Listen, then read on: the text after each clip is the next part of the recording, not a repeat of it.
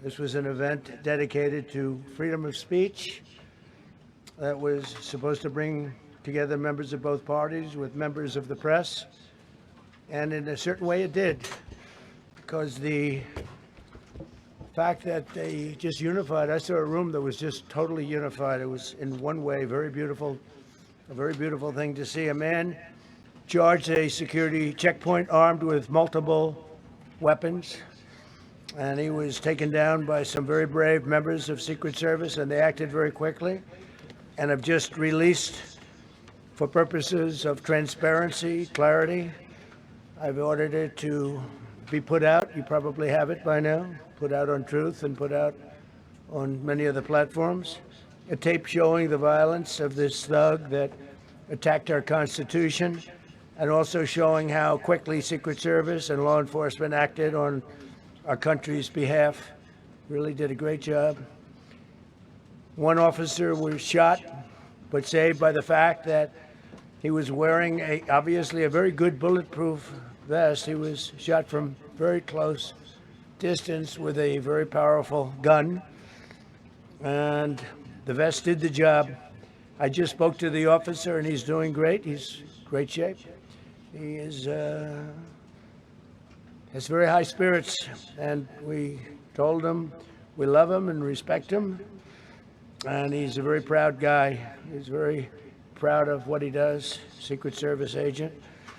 And we looked at all of the conditions that took place tonight, and I will say, you know, it's not a particularly secure building, and I didn't want to say this, but this is why we have to have all of the attributes of what we're planning at the White House. It's actually a larger room, and it's much more secure. It's drone-proof, it's bulletproof glass. We need the ballroom. That's why Secret Service, that's why the military are demanding it. They've wanted the ballroom for 150 years for lots of different reasons, but today's a little bit different, because today we need levels of security that probably nobody's ever seen before. But everyone owes a tremendous debt of gratitude to the courage of law enforcement, the law enforcement, and working with the D.C. police. And we just spoke with the mayor. And when we're finished, the police chief is going to take over and discuss it also from their viewpoint. But they also performed exactly as they were supposed to. And you see the attacker in different positions, but you also see the attacker totally subdued and under control. So as you know, this is not the first time in the past couple of years that our republic has been attacked by a would-be assassin who sought to kill. In Butler, Pennsylvania, less than 2 years ago, you all know that story. And in Palm Beach, Florida, a few months after that, we came close. We really had, again, we had some great work done by law enforcement. But in light of this evening's events, I ask that all Americans recommit with their hearts in resolving our difference peacefully. We have to resolve our differences. I will say, you had Republicans, Democrats, independents, conservatives, liberals, and progressives. Those words are interchangeable, perhaps, but maybe they're not. But yet everybody in that room, big crowd, record-setting crowd. There was a record-setting group of people, and there was a tremendous amount of love and coming together. I watched, and I was very, very impressed by that. But First Lady and I were taken very well care of, very quickly rushed off the stage. Vice President J.D. Vance, who's here, was likewise beautifully done. He was just saying how quickly everybody acted, law enforcement, Secret Service in particular in this case, but law enforcement. Marco had the same thing. Pete was there. Pete didn't want any help. He didn't want anybody to help him.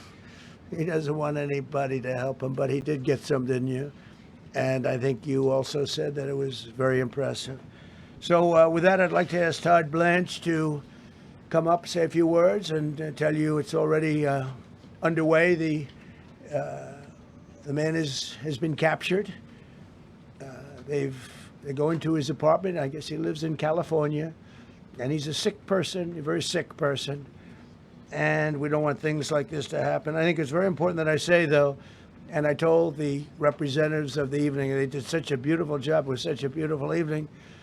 And again, they're talking about free speech in our Constitution. That's what it's all about, not just White House correspondence. It was really based on free speech in our Constitution. But I said very importantly that we'll do it again within the next 30 days, and we'll make it bigger and better and even nicer. So I just want to thank everybody that was involved. I also want to thank the press, the media. You've been very responsible in your coverage. I will say I've been seeing what's been out. You've been very responsible. So Todd Blanche, I'd like to say a few words, and then we're going to have cash. And then you're going to go on. We can ask, I guess we can take a couple of questions. I want to thank the First Lady that was a rather traumatic experience for her. There was a lot of action taking place up there very quickly. But again, the response time was really incredible. And we're going to reschedule. We're going to do it again.